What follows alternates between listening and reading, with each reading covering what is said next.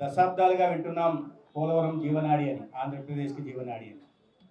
1941లో శ్రీపాద సాగర్ పేరుతో శ్రీకారం చుట్టబడితే, స్వాతంత్రం వచ్చిన తర్వాత కేంద్రంలో రాష్ట్రంలో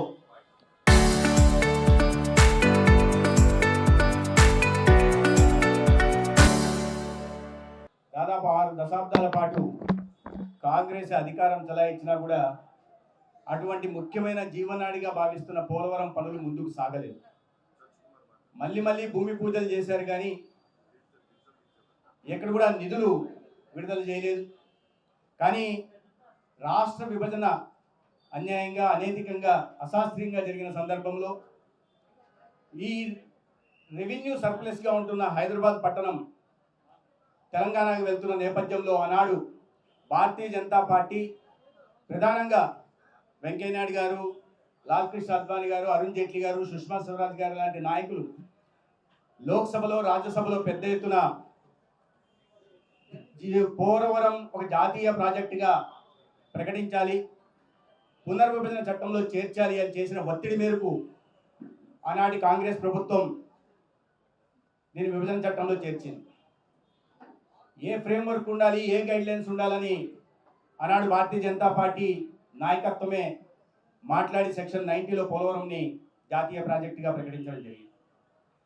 2014లో ప్రధాని నరేంద్ర మోడీ గారి అధికారంలోకి వచ్చిన తర్వాత మొట్టమొదటిగా ఈ ప్రాజెక్టు ముందుకు సాగాలి కాబట్టి తెలంగాణ ముప్పు మండలాన్ని మొట్టమొదటి క్యాబినెట్లోనే ముప్పు మండలాన్ని ఆంధ్రప్రదేశ్ చేర్చడం, తర్వాత అదే రోజు రాత్రి గౌరవ రాష్ట్రపతి ద్వారా ఆర్డినెన్స్ విడుదల చేయడం ఈ పోలవరం ముందుకు సాగడానికి పునాదులు వేసింది.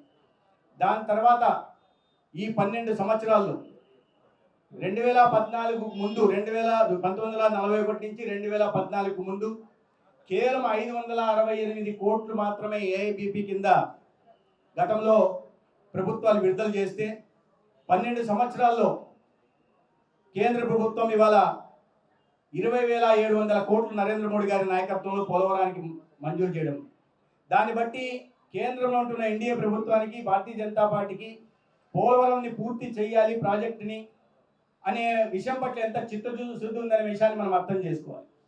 అయితే గతంలో 2014-19 మధ్య విభజన చట్టంలో ఇది 90% కేంద్ర ప్రభుత్వం, 10% రాష్ట్రం అంటే 2016లో మళ్ళీ నరేంద్ర మోడీ గారి ప్రభుత్వం దీన్ని 100% కేంద్రమే నిధులు ఇస్తుంది, పూర్తిగా జాతీయ ప్రాజెక్టుగా ప్రకటించి మేమే నిర్మిస్తామని చెప్పడం, తదను అనుగుణంగా రాష్ట్రానికి నిర్మాణ పనులు అప్పచెప్పడం కూడా మనం చూసాం.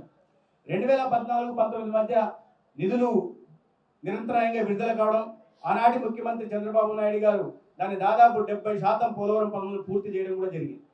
అయితే దురదృష్టవశాత్తు 2019-24 మధ్య వచ్చిన ప్రభుత్వం రీటెండరింగ్ పేరుతో అవినీతికి పాల్పడి దాదాపు 2,600 కోట్లు నష్టం చేసేలాగా చేయడమే కాకుండా పూర్తిగా నిర్లక్ష్యం వహించిన కారణంగా డయాఫ్రమ్ వాల్ కొట్టుకుపోవడం కూడా మనం చూసాం. దానికి కూడా ఇవాళ కేంద్రం అదనంగా 1000 కోట్లు ఇచ్చింది.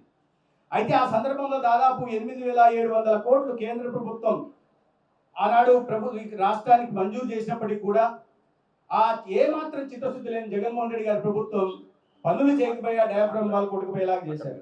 అయితే మళ్ళీ కూటమి ప్రభుత్వం రావడం, ముఖ్యమంత్రిగా చంద్రబాబు నాయుడు గారు వచ్చిన తర్వాత అదే వేగంతో ఇవాళ పనులు చేస్తూ 89% పనులు పూర్తి చేయడం జరిగింది. ఈ రాబోయే రోజుల్లో వాటిని పూర్తి చేసే దిశగా మొత్తం 30,000 కోట్లకి మొదటి దశకి కేంద్రం పూర్తిగా మంజూరు ఇవ్వడానికి 2024లో అదనంగా, అంటే మొదటగా 2013-14 దీని ప్రకారం ఏదైతే ఒప్పందం ప్రకారం 20,000 కోట్లు ఇవ్వాల్సి ఉందో, 18,000 చిల్లర కోట్లు ఇవ్వాల్సి, దానికి అదనంగా 12,000 కోట్లు ఇస్తూ క్యాబినెట్ దాన్ని ఆమోదం తెలపడం, దాన్ని మనం గత ఈ పార్లమెంటు ఈ బడ్జెట్ స్పీచ్లో కూడా సంబంధించిన తర్వాత ప్రెసిడెంట్ గారు కూడా మాట్లాడిన విషయం కూడా మనం చూసాం. దాదాపు 31,000 కోట్లు ఇవాళ పోలవరంకి ఇవ్వడం జరుగుతుంది. గతంలో చిత్తశుద్ధి లేదు. ప్రధానంగా దీన్ని మనం ఇది రాష్ట్రానికి సంబంధించిన ప్రాజెక్టు, ఇది కేవలం ఏదో ఈ కృష్ణా డెల్టా కోసం వచ్చిన ప్రాజెక్టు కాదనే విషయాన్ని అర్థం చేసుకోవాలి. లెఫ్ట్ బ్యాంక్ ద్వారా ఇవాళ అనకాపల్లికి సాగునీరు తాగునీరు వచ్చే అవకాశం వస్తున్న విషయం కూడా మనకు తెలుసు.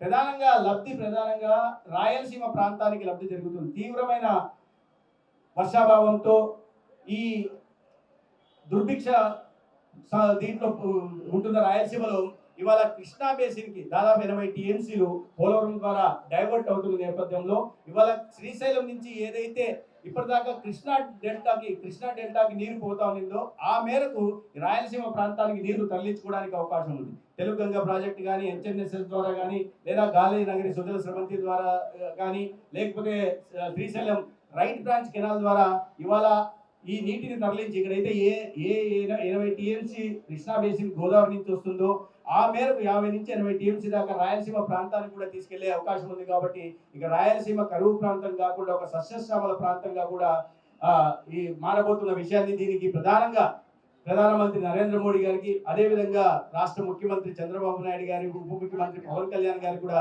రాయలసీమ ప్రాంత వాసుల వైపు నుంచి నేను ప్రత్యేకంగా ధన్యవాదాలు తెలియజేసుకుంటున్నా. 88 దశాబ్దాల కళ వచ్చే సంవత్సరం నెరవేరబోతోంది.